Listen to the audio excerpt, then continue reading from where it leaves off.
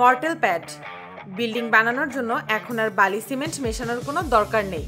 বাজারে এসেছে mortal pad নামে এক অদ্ভুত জাদুকারী জিনিস। এটা মূলত এক ধরনের প্যাড যার মধ্যে সিমেন্ট, বালু এবং বিভিন্ন ধরনের কেমিক্যাল মেশানো আছে। ফলে আপনি দুটি ইটের মাঝখানে এই প্যাড রেখে সামান্য কিছুটা পানি ঢেলে দিলেই এটা সাধারণ সিমেন্ট বালির থেকেও বেশি শক্তিশালী হয়ে লেগে যায়। ফলে এখন আর শ্রমিকদের বালু এবং সিমেন্ট মেশানোর দরকার হয় না। উন্নত দেশগুলোতে এই প্রযুক্তিতে খুব সহজেই বিল্ডিং বানানো হচ্ছে। জানলে অবাক হবেন, এটা দিয়ে শুধু দেয়াল বানানোর কাজ করা হয় না, এটা দিয়ে আপনি সম্পূর্ণ দেয়ালের প্লাস্টারও কমপ্লিট করে ফেলতে পারবেন। এই প্যাড ব্যবহার করে আপনি নিজেই আপনার নিজের বাড়ি তৈরি করে ফেলতে পারবেন। কংক্রিট ডোম। চীন সহ বিশ্বের উন্নত দেশগুলোতে গম্বুজ আকৃতির বিশেষ বাড়ি বানানো হচ্ছে। এই বাড়িগুলো সাধারণ বাড়ি থেকে অনেক মজবুত এবং দীর্ঘস্থায়ী হয়। এই বাড়ি বানানোর জন্য শুরুতে বিশাল আকৃতির বেলুন ব্যবহার করা হয়। বেলুনটাকে মাটির সাথে ভালোভাবে আটকে দেওয়ার পর তার মধ্যে বাতাস দিয়ে ফুলানো হয়। এরপর এই বেলুনের চারপাশে রড দিয়ে স্ট্রাকচার বানানো হয়।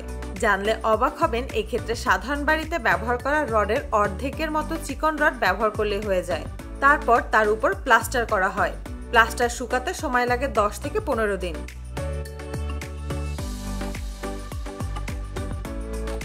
প্লাস্টার শুকিয়ে গেলে বেলুন বের করে ফেলা হয় আর তারপর এটাকে সাধারণ বাড়ির মতো ব্যবহার করা যায়।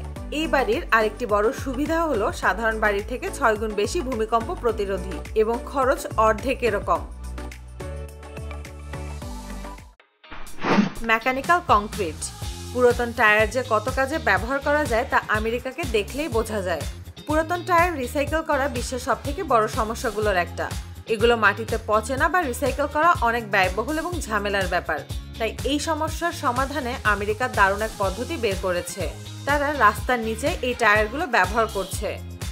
প্রথমে টায়ারগুলোকে সারিবদ্ধভাবে বিছিয়ে দেওয়া হয়, তারপর একটার সাথে আরেকটাকে আটকে দেওয়া হয়। এরপর টায়ারগুলোর ভেতরে কংক্রিট মিশ্রণ ঢেলে দেওয়া হয় এবং তারপর উপরের দিকে রাস্তা বানানো হয়।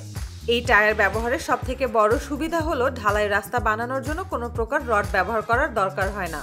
রাস্তার নিচে টায়ার ব্যবহার করার কারণে বছরের পর বছর ব্যবহার করলেও রাস্তার কোনো ক্ষতি হয় না বা দেবে যায় না। এতে করে যেমন পুরাতন টায়ার ব্যবহার করা যায়, তেমনি কম খরচে উন্নত মানের রাস্তা তৈরি করা যায়। জিও হাউস। মাত্র একদিনের মধ্যে আস্ত একটা বিল্ডিং তৈরি করে ফেলা যায়, এটা চিন্তা করাও অসম্ভব। কিন্তু আমেরিকার একটি কোম্পানি এমন এক পদ্ধতি আবিষ্কার করেছে যেখানে মাত্র একদিনের মধ্যে আস্ত একটা বাড়ি তৈরি করে ফেলা সম্ভব। এজন্য বাড়ি তৈরির আগে বাড়ির আকার অনুযায়ী প্লাস্টিকের কাঠামো সেট করা হয়। কাঠামো সেট করা হয়ে গেলে তারপর ফাঁকা অংশের ভেতর কংক্রিট ঢেলে দেওয়া হয়। এতে মাত্র কয়েক ঘন্টার মধ্যে ঘরের দেয়াল তুলে ফেলা সম্ভব। কংক্রিট শুকিয়ে যাওয়ার পর এটা সম্পূর্ণ একটা বাড়িতে পরিণত হয়। পরবর্তীতে সে প্লাস্টিক খুলে ফেলা হয়। জানলে অবাক হবেন, এই পদ্ধতিতে সময় যেমন কম লাগে তেমনি অর্থ খরচও অনেক কম হয়। Comfort block. আমেরিকাতে এই কমফোর্ট ব্লক তৈরি হওয়ার পর থেকে ইট বিক্রি হওয়া বন্ধ হয়ে গেছে। এটাও এক ধরনের ইট হলেও এই ইটের মধ্যে বসানো আছে কর্কশিট। এই ইট দিয়ে বিল্ডিং তৈরি করার পর বাইরে থেকে তাপ ভেতরে ঢুকতে পারে না, ফলে তাপমাত্রা প্রায় 70%-এর বেশি কম থাকে। তাছাড়া এই কর্কশিট ব্যবহার করার কারণে এটা নয়েজ প্রুফ হয়ে যায়, ফলে বাইরের কোনো শব্দ রুমের মধ্যে প্রবেশ করতে পারে না। তাছাড়া এই ইট ব্যবহার করার কারণে বিল্ডিং এর ওজন অনেকটাই কম হয়, তাই বড় ধরনের ভূমিকম্প হলেও বিল্ডিং এর কোনো রকম ক্ষতি হয় না।